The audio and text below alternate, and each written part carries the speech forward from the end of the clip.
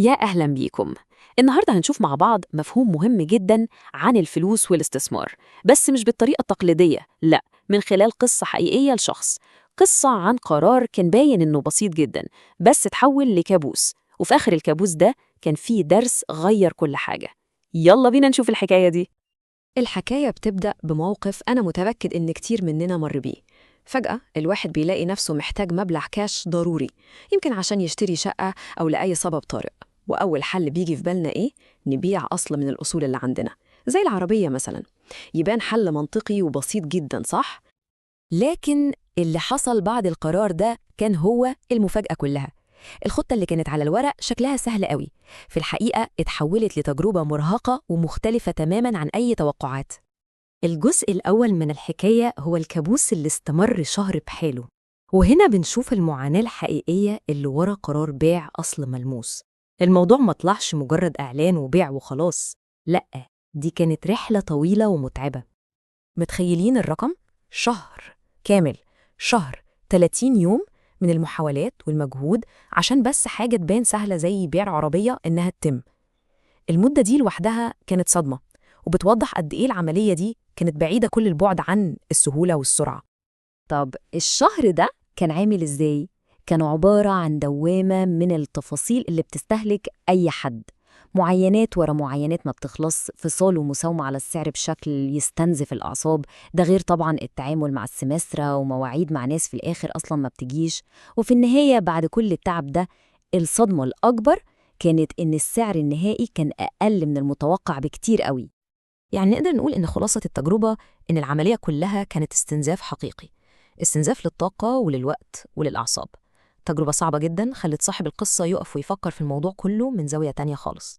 ومن قلب التجربة المتعبة دي جت لحظة الاكتشاف. اللحظة دي كانت عبارة عن سؤال واحد بس، سؤال بسيط لكنه كان كفيل يغير طريقة التفكير كلها. السؤال ده هو قلب الحكاية كلها. طب ليه الواحد يحط فلوسه ويكتفها في أصل تحويله الكاش وقت الحاجة بيكون معقد وصعب بالشكل ده؟ هنا الإدراك بدأ يتغير. الموضوع ما بقاش بس عن امتلاك حاجات ليها قيمة، لا، بقى عن سهولة الوصول للقيمة دي وقت ما نكون محتاجينها فعلا. وهنا الإجابة على السؤال ده بدأت تظهر. الإجابة كانت في البحث عن نوع أصول مختلف تماماً، أصول مرنة. وهنا تحديداً ظهرت ميزة أساسية موجودة في سوق الأسهم، ميزة كانت غايبة تماماً عن تجربة بيع العربية. والسلايد دي بتلخص الفكرة بشكل عبقري. لو حطينا بيع أصل تقيل زي العربية في مقارنة مع بيع أصل مرن زي الأسهم، هنلاقي فرق زي السما والأرض. العربية بيعها بطيء وغير متوقع، ولازم فصال وسمسرة، والعملية كلها غامضة ومجهدة. في المقابل بقى الأسهم بيعها بيتم فوراً في لحظتها، التسعير شفاف وواضح للكل، والتحكم كامل، والعملية كلها سهلة وبسيطة. المفهوم المالي اللي احنا بنتكلم عنه ده اسمه السيولة. السيولة ببساطة شديدة هي سهولة وسرعة تحويل أي أصل لفلوس كاش من غير ما سعره في السوق يتأثر. يعني كل ما كان الأصل أسهل في تحويله الكاش بنقول عليه أصل سيولته عالية. اكتشاف مفهوم السيولة والمرونة ده كان نقطة تحول حقيقية. الهدف من الادخار والاستثمار ما بقاش مجرد إننا نجمع ثروة وخلاص، لا، بقى في بعد تاني أهم بكتير، وهو الحرية المالية وسهولة الحركة. والنقطة المحورية هي دي، إن الاستثمار مش بس في العائد المادي اللي بيجي منه، لأ، ده كمان في سهولة الوصول للفلوس دي وقت الحاجة. المرونة وسهولة التسييل بقت جزء أساسي من تقييم أي فرصة استثمارية. طيب، جميل قوي الكلام ده.